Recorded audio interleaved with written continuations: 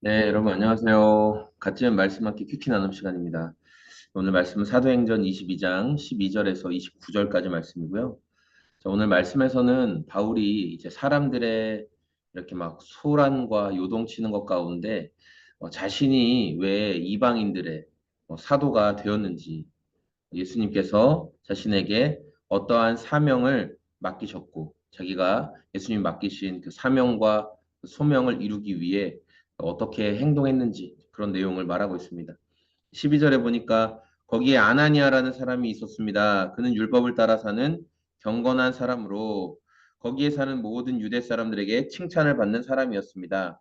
이 아나니아가 누구였냐면은 바울에게 기도해줘서 기도하고 있는 가운데 예수님께서 아나니아야 이 고든 길을 따라서 가면 무도장이 시몬의 집에 이 사람이 사울이라는 사람이 있을 거다. 이 사람을 위해 기도해 주어라. 이렇게 말했던 그거에 순종했던 솔직히 아나니아도 처음에는 순종하기 어려웠거든요. 주님, 저희가 이 사울이란 사람의 소문을 다 들어서 아는데 그 사람이 지금 우리 믿는 형제들을 얼마나 악랄하게 핍박하는지 주님 몰라서 그러시는 겁니까? 이렇게 처음에는 주님의 명령 앞에 좀 어려운 마음도 표현했지만 가라 하시는 말씀에 순종해서 그가 사울에게 가게 되었습니다. 그리고 이제 사울에게 기도해 주었죠. 자, 여기서 16절에 이제 이렇게 이야기하는 거예요. 아나니아가. 그러니 이제 망설일 까닭이 어디 있습니까?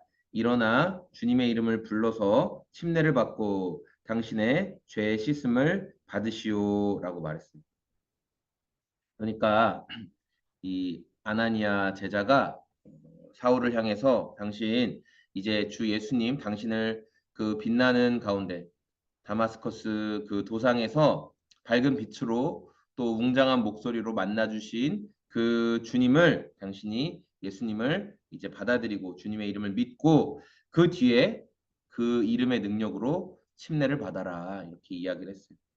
바울이 그렇게 이제 침례를 받고 예수님이 나의 주님입니다 고백한 뒤에 바울이 이제 그 뭐 아라비아 광야라고 말하는 그곳에서 이제 꽤 몇 년의 시간을 보내면서 거기서 아마 주님과 깊은 그 가르침과 교제와 이런 것들을 환상 가운데 받았을 것이다라는 것이 대부분의 해설이고 저도 그렇게 생각합니다. 바울이 그렇게 예수님으로 인해서 잘 무엇을 전해야 할지, 자기가 어떻게 살아가야 할지를 잘 배우고 정리된 뒤에 그 뒤부터 이제 이방인들에게도 복음을 전하는 이방인들에게도 너희들도 하나님의 자녀 될 수 있다라는 복음을 전하는 삶을 살게 됐다라고 말하죠. 그러니까 22절에 사람들이 바울의 말을 여기까지 듣고 있다가 이런 자를 없애버려라 살려두면 안 된다 하고 소리 질렀다. 그러니까 사람들이 이거를 못 듣겠는 거예요. 이제 바울을 죽여야 된다고 말했던 유대인들이 이건 못 들어. 아니 어떻게 이방인들이 구원을 받는단 말이야. 우리 유대인처럼 혈통적으로 태어나야지만 타고나야지만 유대인이지. 감히 무슨 뭘 믿는다고 유대인이 돼? 하면서 막 이제 난리를 치는 거예요. 그러니까 이제 로마의 이 천부장이 바울을 다른 곳으로 일단 옮겨야 되겠다. 병영 안으로 옮겨야 되겠다. 이렇게 말을 하고 바울을 좀 신문해서 그 신문은 가만히 있는 게 아니라 막 이제 고문하는 거예요. 막 채찍으로 때리고 고문해서 왜 이런 말들이 나오게 됐는지 이실직고 해라. 너 사기꾼이냐? 뭐냐 너 이놈. 이렇게 좀 신문을 하려고 다 준비했어요. 백부장들을 시켜서 그래서 팔, 다리 다 묶고 몸을 팽팽하게 펴놓은 상태에서 이제 채찍을 딱 때리면 몸이 착착 찢어지거든요. 그렇게 다 각오를 하고 있었는데 25절에 바울이 거기 서 있는 백부장에게 이제 막 몸을 묶고 막 했던 그 백부장에게 로마 시민을 유죄 판결도 내리지 않고 매질하는 법이 어디 있어 하고 말했다는 거예요. 그러니까 바울이 날 때부터 길리기아 다소라는 그곳의 출신이었고 부모님으로부터 로마 시민권을 태어날 때부터 이어받았던 사람이었던 거예요. 그래서 깜짝 놀라서 백부장이 막 가서 얘기하는 거예요. 천부장한테 저 사람 로마 시민이라고 하는데 천부장님 어떻게 하시겠습니까? 이렇게 이야기하니까 천부장도 놀래서 바울에게 당신 로마 시민이요? 이렇게 물어봤어요. 그러니까 바울이 그렇다라고 말해요. 근데 여러분 여기서 신기하지 않아요? 천부장이 막 두 번, 세 번, 너 진짜야? 우리는 막 그러잖아요. 너 진짜 그래? 정말 맞아? 막 계속 생각하잖아요. 그런데 왜 이렇게 천부장이 한 번만 물어보고 끝냈을까요? 이 로마 시민의 그 권리, 권한, 그리고 보호받는 것들은 엄청나게 강력했죠. 그러다 보니까 로마 시민이 아닌 사람이 나 로마 시민이야 라고 거짓말하면 사형이에요, 사형. 목숨 걸고 해야 될 한마디가 나는 로마 시민이다 라고 말하는 거예요. 목숨 걸고 해야 될 말이. 그러니까 두 번 물어볼 필요가 없는 거예요. 만약에 로마 시민이라고 말했는데 이 사람을 확인해 보니 로마 시민이 아니었다. 그냥 죽는 거예요. 그러니까 바울에게 두 번도 확인하지 않고 나는 이 천부장이 얘기해요. 나는 돈을 많이 들여서 내가 로마 시민이 됐는데 로마 시민권을 이렇게 사실 돈으로 살 수 있는 건 아니었는데 부패한 관리나 그런 사람들을 통해서 이렇게 암암리에 그런 방법이 있었던 거죠. 그런데 당신은 어떻게 로마 시민입니까? 하자 나는 날 때부터 시민입니다. 이렇게 딱 얘기를 하니까 이제 신문하려던 모든 거 다 치워 이렇게 이야기하고 천부장도 내가 로마 시민인 사람을 죄도 정하지 않고 그러니까 이방인들은 얼마든지 고문을 해가지고 로마 군인들이 이방인들은 이렇게 고문을 해서 너가 뭐 무슨 잘못을 했는지 이렇게 신문해 볼 수 있었지만 로마 시민은 정식적인 재판을 다 받아야만 뭐 그렇게 벌을 받는 거지 로마 시민이 죄도 없는데 재판도 제대로 안 받았는데 고문 먼저 해서 뭐 죄를 끌어내려고 하는 것은 이거는 말도 안 되는 행동이었어. 그러니까 천부장이 두려워했다라고 오늘 말씀이 기록하고 있죠.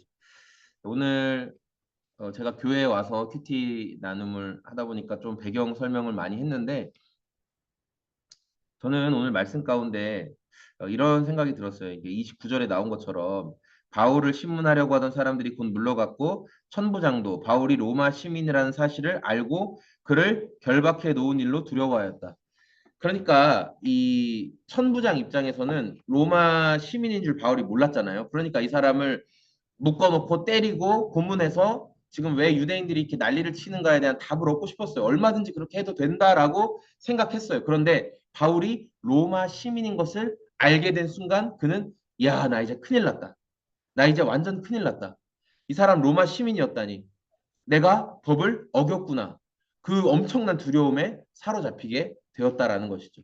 그러니까 우리가 불법을 행하는 것, 우리가 모르고 불법을 행하는 것이 사실 굉장히 위험할 수 있다는 거예요. 제가 이렇게 스레드 같은 거 하면서 또 믿지 않는 사람들이 기독교에 대해서 엄청나게 비난하고 정말 원색적이고 신랄한 비난을 해요. 그래서 요새 젊은 친구들이 좀 이렇게 공격당했을 때 마음 상하고 좀 화나고 그러면 긁혔냐 그러잖아요. 긁혔냐? 막 긁히더라고요. 제가 막 긁혀요. 막 분노가 일어나요. 막 뭐라도 진짜 글을 막 쓰고 싶고 막 하고 싶어요. 그런데 제 마음 가운데 이런 생각이 들더라고요.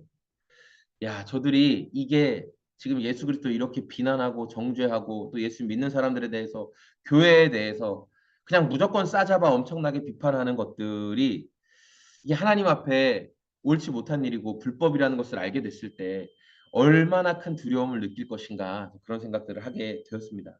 네. 오늘 우리가 이 바울의 모습 그리고 이 천부장의 모습을 보면서 바울은 두려움 없이 계속 그 길을 걸어갈 수 있었어요. 왜냐하면 그는 불법을 행하지 않고 하나님의 법 안에서 합법 안에서 행했고 천부장은 두려움에 사로잡히게 된 게 자기가 불법을 행했다는 걸 로마 시민인 바울을 내가 함부로 대했구나. 이걸 깨닫는 순간 굉장히 두려움에 사로잡혔거든요. 오늘 저와 여러분의 삶에도 하나님 제가 불법을 행하지 않습니까? 하나님 제가 불법적인 것으로 지금 가고 있지 않습니까? 말씀을 통해서 늘 우리를 돌아보기를 원합니다. 마귀는 우리가 불법을 행하게 만들어서 그 두려움에 빠지게 만들고 그 두려움을 이용해서 우리를 자기의 손아귀에서 쥐고 흔들려고 하거든요. 오늘 우리가 주님 불법을 행하지 않는 주님의 빛 가운데 온전히 걸어갈 수 있도록 마음과 생각을 지켜주십시오. 그렇게 주님의 은혜를 구하는 저와 여러분의 하루가 다 되시기를 소망합니다. 고맙습니다. 안녕히 계세요.